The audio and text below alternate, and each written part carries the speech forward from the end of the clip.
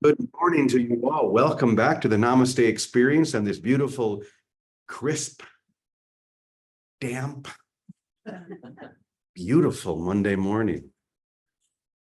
Yes, the rains have come. I left to go to Chicago and Minneapolis, and it was hot and dry. And now I come back and it is cool and damp. It's very nice. I'm sure there's a deep spiritual teaching there somewhere. I'm not exactly sure where, but if it comes to me, I'll let you know. But the title of today's chat is going to be, It Only Takes One. Okay, that will make more and more sense as we go along. And I think intuitively and intellectually, we know this.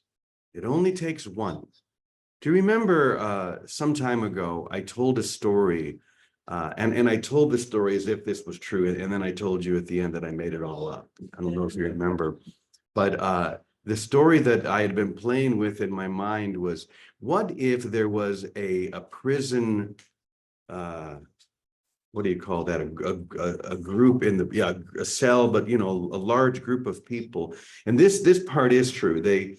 I forget where it was, but there was a prison where they took one area, maybe 100 or so prisoners, and instead of keeping them in their cells the entire time, they let them have free reign. They could come and go through their cells, sit outside, whatever they wanted, chat, eat, and to see if given more freedom, how would they respond?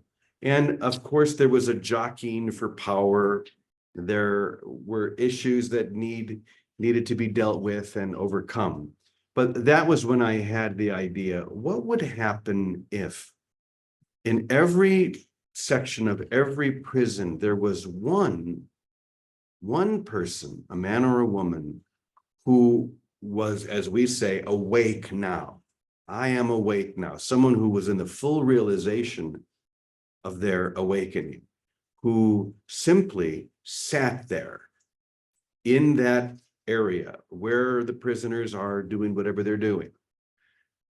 If people need to talk, they're there to talk or share. But for the most part, this person's job is just to sit there and to know that it only takes one.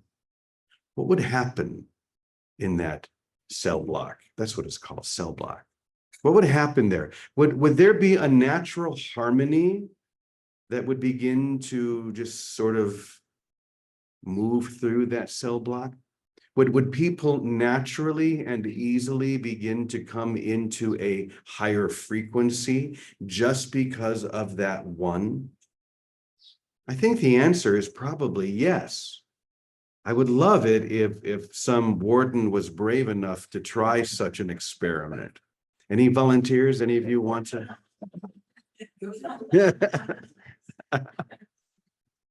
I think it would be really interesting. And it would prove what we already know, that it only takes one who has fully received, fully welcomed, and then fully given that which is forever given. That light, that grace, that holiness, that harmony. Now, when two people or more sing in harmony, that is a beautiful thing, isn't it? When people sing in harmony, if they're in perfect harmony, it's really one voice. You almost lose the sense of multiple people singing because they're all so aligned in that one voice. Once again, it only takes one. And maybe we've also had an experience where you're in a choir, for example, and let's say that the people in this choir are not necessarily the greatest singers, okay? It's an average choir. And there isn't that one who can hold the frequency, hold the melody to the point that it's easy and natural for people to fall right behind that one. I've been in choirs actually where we're not that great. People are kind of off here and off there, but then that one comes with a strong voice with a voice that is always attuned to whatever the song might be. And suddenly everyone comes into alignment. Have you ever experienced that? That's the power of harmony. And it's also a great teaching about dissidence, because when we're not in harmony, we're dissident. The frequencies do not align. This is where all the trouble begins. So yesterday, Vicky sent me someone with a little Camino thing keeps getting, oh, it's Prem. You keep getting unmuted. So I want to read something that Vicky sent to me yesterday from Joel Goldsmith, which I think gets us rolling quite well.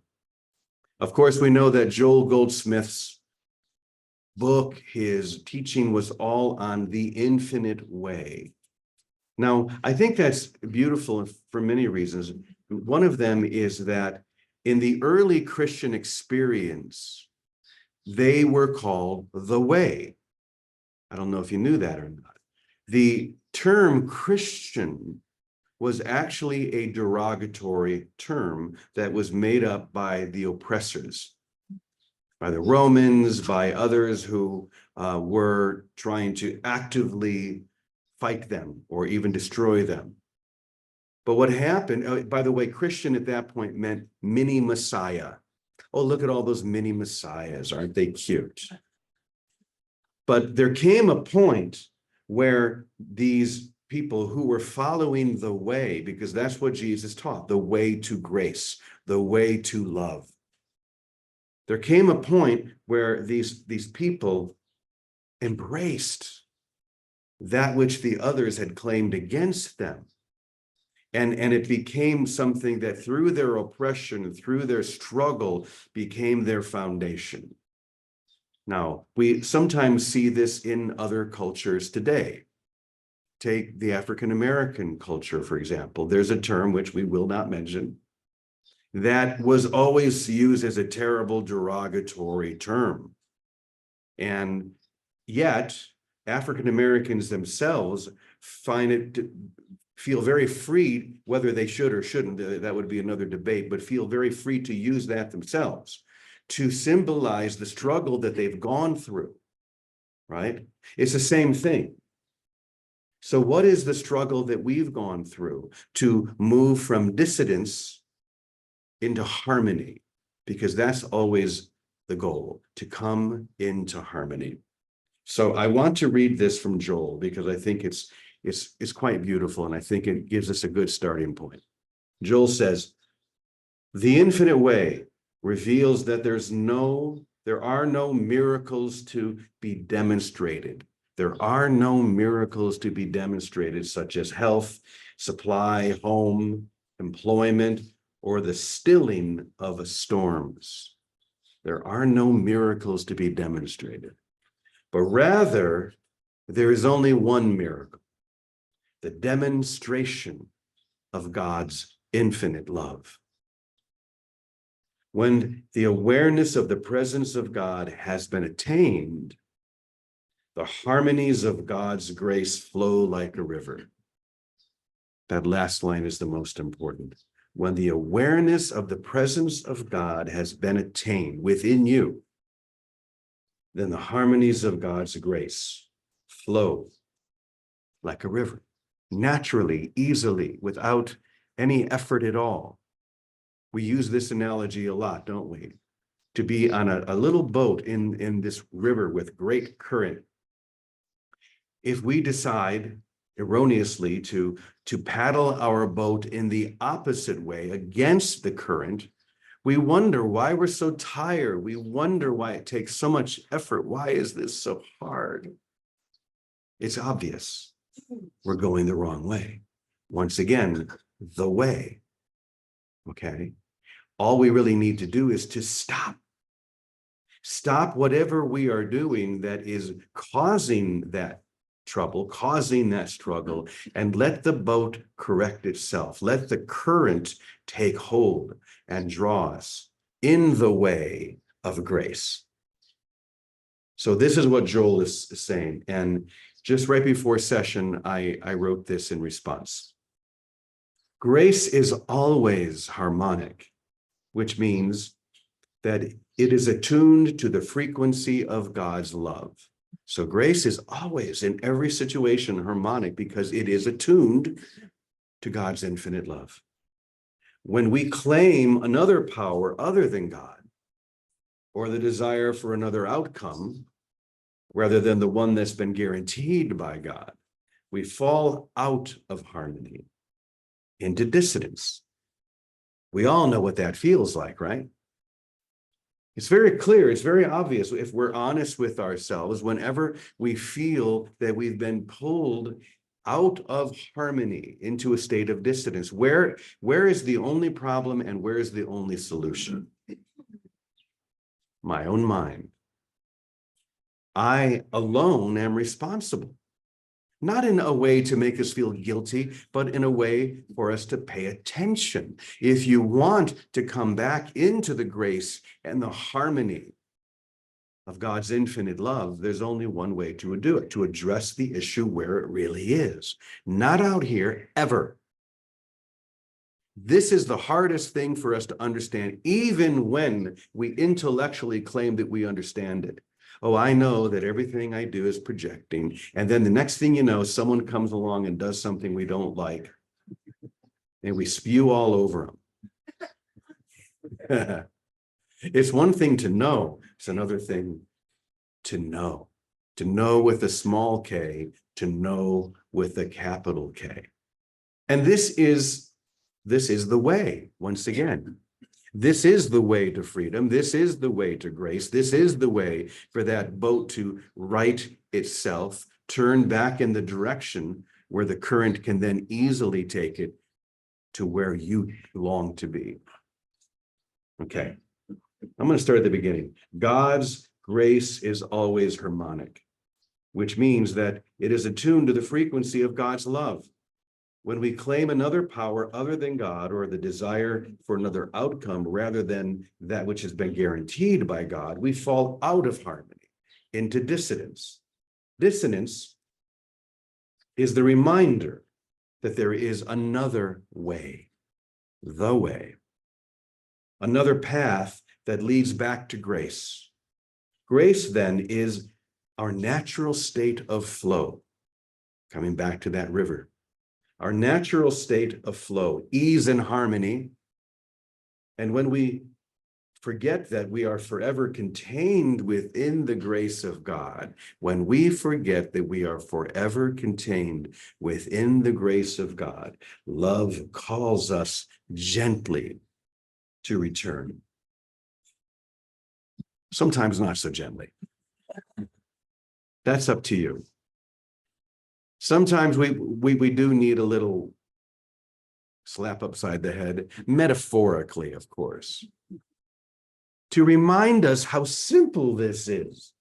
Pay attention. People have been sharing that lovely quote from Lisa Natoli a lot lately. Watch your mind like a hawk. Pay attention to your thoughts. And when those thoughts lead you out of harmony, they're a gift. Because they are a reminder, come back, let that boat right itself. Stop paddling in the wrong direction, wondering why you're so tired. Just really hold still. Hold still and let grace take you. Once again, how simple is salvation?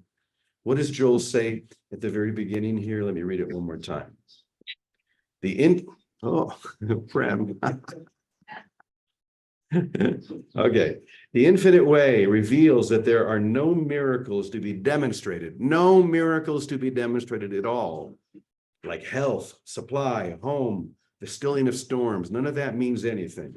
Rather, there's only one miracle, the demonstration of God's infinite love. When the awareness of the presence of God has been attained, the harmony of God's grace flows like a river. The harmony of God's grace. So pay attention. When you're not feeling that harmony within, do you remember what we said in the beginning? If someone comes into the choir and we welcome them into the choir, who has a strong voice, not only a strong voice, but is always in tune, that we can follow, that we can let lead us into that state of harmony, welcome that one. Now, that one may show up to us in different ways. It may show up to us as Christ. It may show up as another enlightened one, for someone who is aware that they are filled with light and is also aware that you are filled with light, right? See, an awakened one, an enlightened one, isn't just aware of their own enlightenment, because that's what not enlightened is. Do you see? There is a way to know when you are fully enlightened. It's very simple. You see everyone else as filled with light, no matter what. No matter what they say, how they act, what's happening, you look through. That's what an enlightened being does. They look through what appears to the reality behind the appearance. They see that grace and that harmony. Once again, it only takes one. And guess who that one is? It's him, it's her, it's you, it's you. It's me. Oh my God. Really? Yeah. Yeah. So let's be about it. And one person I know, in fact, one of the people that I think we can all agree is always just that benchmark, is our dear sister. So let's welcome Vicki. Good morning, Vicki. Morning, Brother James. Good morning, everybody. First, I want to say it's really true. It is true that if we hold still, some of you know Ho'oponopono, Dr. Len, who did that exact experiment in a particular way, where he was the psychiatrist brought onto a very violent death row prison ward, and he never saw one of the inmates. What he did was take the file of every inmate and owned it, took 100% responsibility for that misbehavior, whatever it might have been, and sat with it. Now, just like we talked about last week, to own whatever we're experiencing, and what was this? I even forget. What was the second step? Oh, anyway, to own it. And then he came back into sitting with it. And that's that surrender spot.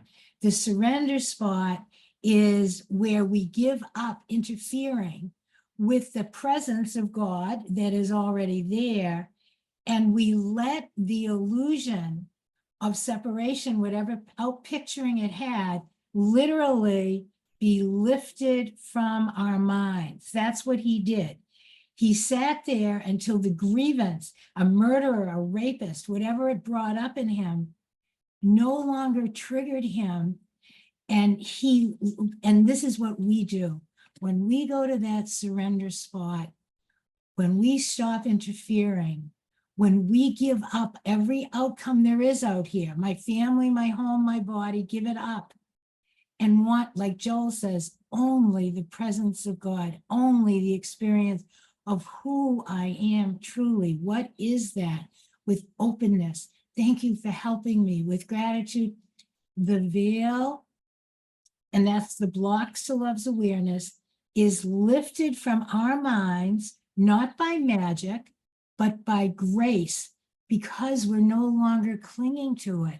We're no longer unconsciously, this is what denial is, holding on to, yes, he's a murderer, he's a rapist, he's wrong, and he needs punishment, and I need to make my family safe, and I better lock my doors, and I better do this and do that. Those are all actions of a separated ego that is clinging to their identity of separation. When we can surrender, when we can truly surrender and say, dear God, this is thy will be done. That's all it is, but it's with no conditions whatsoever. Let me know the truth. Let me know you as myself. What is that?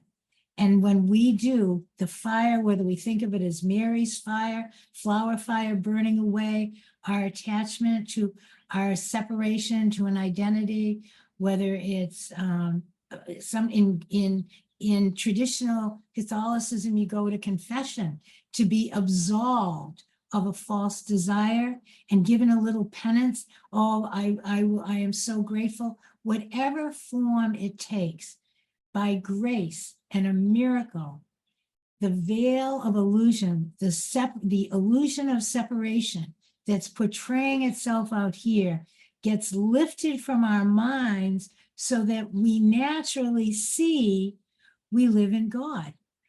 That's what the land of grace is. That's what the singer singing in tune is. That's what Dr. Len in the Hawaiian prison was. He was the presence of a Christ mind who knew that his divinity was shared with all of creation. And when there was a grievance of some crime, he identified it in himself. He didn't try to fix a criminal outside of himself. He recognized it's in me. Let me accept correction in me, because this block or belief, this anxiety, this constriction is my form of separation. And by doing nothing, that's why this step, then it's so critical that we do nothing to interfere. Doing something is the ego's option to get itself back in control. Doing nothing allows grace to melt away, literally dissolve our attachment to being separate. That's all that's happening. I also got a quote I saw the other day, and this is from Ramesh, who's an Advaita teacher, I think in the last few years. He said, the least effort on your part prevents what otherwise might happen naturally and spontaneously. Awareness, divine awareness, cannot be an act of volition, of self-will. It's an act of letting go of self-will and opening up to the one will of holy oneness, holy love. And in that state, and honestly, I tell you this from my experience with 20 years of living, imagine living with 20 teenagers in your house. Well, it was 20 teenagers was almost 20 years. And I did what James said. I just showed up. I was there. I was the drummer in the family that just beat a drum of, I see you, I love you, I rejoice, I welcome you, I am, you are, we are one. We are one, we are one. Beating a true drum. And when there was an upset, it was my own. And James knows this too. We had one boy, Ludo. He went fist fighting with another boy. That only happened once in the house all those years.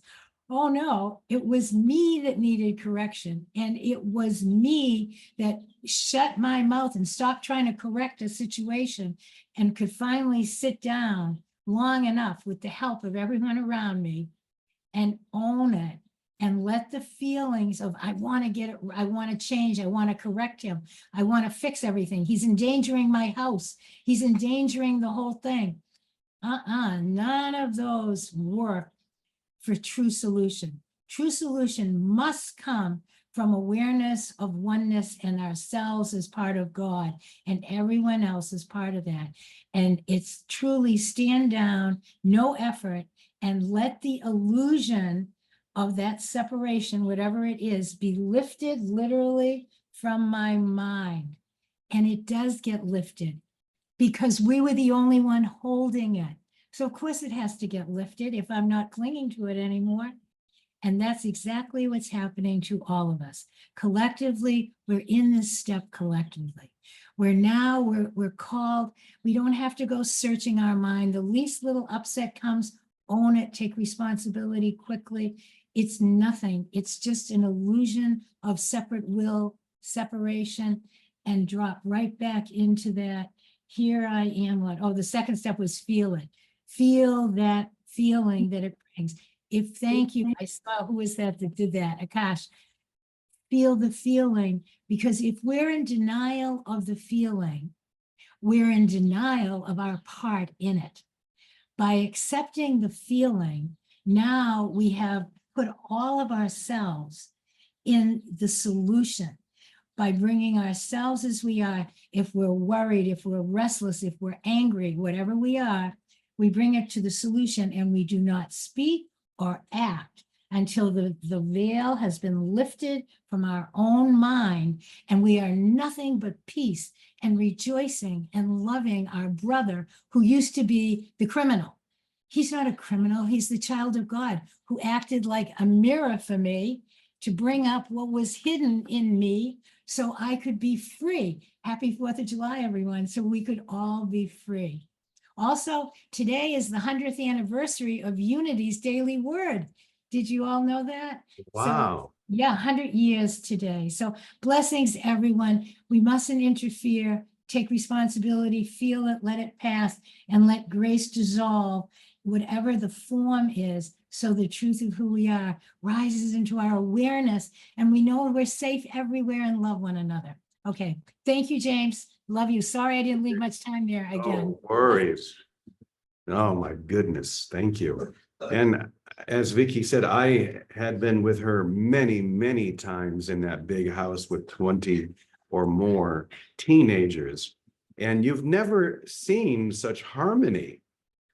You know, that prison analogy that I used, maybe it was to be applied to Vicky's former house. I mean, to have that many teenagers together all the time, and literally it was so harmonic that the times, like she mentioned, I can only think of one time when there was an issue. How many years did you do that, Vicky? Like 20 years or something? Yeah, amazing. Yeah, about that. All right, let's bring Calico in real quick to button it up. Send us off. Good morning, Calico. Good morning. You know, I thank you so much for this. It only takes one. And I was thinking as you were talking and Vicky was sharing, you know, particularly about, I have been an addictive doer in my life. I do, you know, that's how I fix things. I do something. And I'm reading Lojong, which is the Tibetan Buddhist mind training, and they have a meditation. And the meditation is basically when you're around someone that's suffering, you breathe in their suffering and you exhale grace and love. Now, I had some resistance to this immediately because oh God, I don't want to bring any more suffering in. But the reality is it only takes one. So if I'm seeing suffering, guess what? It's mine. It doesn't matter who is out there suffering, it's my suffering.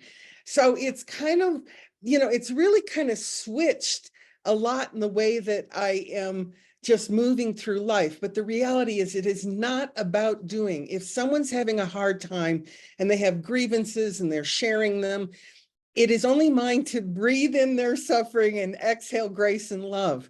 Because the reality is, if I do something about the lesson that they're going through, it's my arrogance thinking that I can fix them, which is really stepping in for God, which is a big part of the mind training. I am not God. I am only a loving memory in the mind of God. So it's allow God to, you know, everyone's going to have their lessons, and it's for me just to be around them and breathe their suffering in and exhale love and grace, because it's not about doing. How many times does it say that in the Course in Miracles? Don't do, just don't do anything, don't do anything. Well, this one I had to have beaten into my head quite a bit. And it's like, and I think I finally got it with this Lojong meditation. It's like, oh no, really take it in, because it's my dream. You don't even exist. So anyway, thank you so much. This was a great talk this morning. It really kind of cleared out some corners. Oh, good. Great way to start off our Monday. You know, yesterday or the day before, I was watching something on YouTube, Coldplay, many of you know, one of the greatest groups, and probably their most beautiful song is a song called Fix You. Okay, beautiful song. And I was watching a recording of them singing this at the Glastonbury Festival. So you have tens of thousands of people singing, I will fix you. And I thought, no. I'm going to allow it to already be fixed. It's already done. I need to do nothing except step back, get out of the way, release any judgments I have of what I think need to be fixed within me. And everything else will then flow naturally into that experience of grace that we were talking about. And to that we say, Amen, Amen, Amen, e punto. Have an amazing day. We love you. Namaste.